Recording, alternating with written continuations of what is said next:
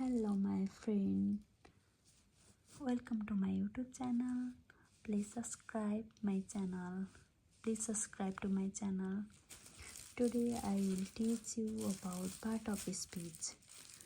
Please watch my first video carefully. I hope it will help you learn and become successful. First of all, I'll teach you part of स्पिचमा चाहिँ 8वटा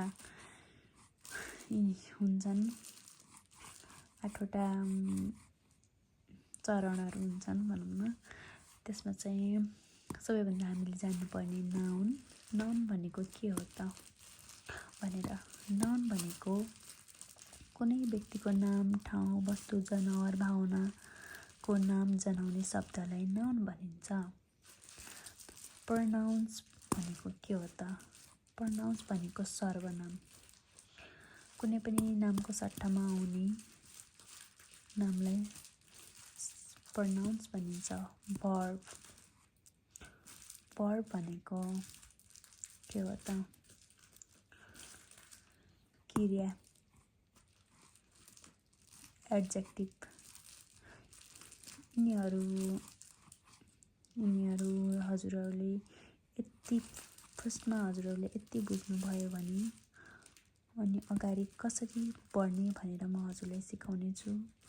हजुरले पहिला noun, pronouns, verb, adjective, adverb, preposition, conjunction र interjection बुझ्न आवश्यक छ first of अलमा।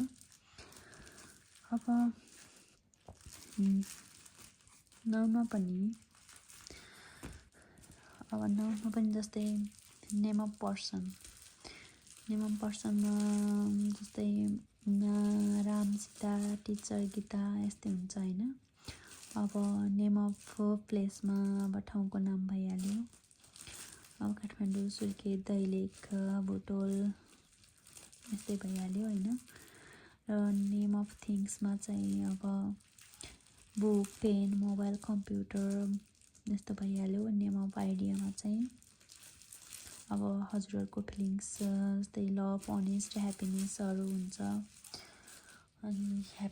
हुन्छ र हजुरहरूले अब यति पढेर अनि आफै हजुरहरूले इक्जाम्पल बनाउनुपर्छ। जस्तै राम इज स्टुडेन्ट भनेर। अब राम इज स्टुडेन्ट भनेको अब यो नेम भयो नि त। Ram is student, the book is on the table.